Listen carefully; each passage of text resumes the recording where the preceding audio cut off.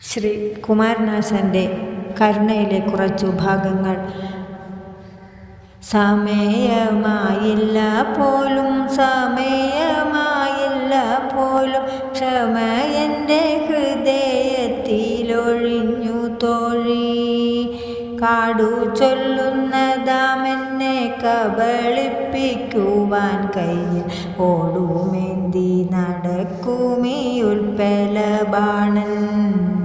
പണമില്ലാഞ്ഞു താൻ വരാൻ മടിക്കയാവാമസാധു. ഗണികയായി തന്നെ എന്നെ ഗണിക്കയാവാം.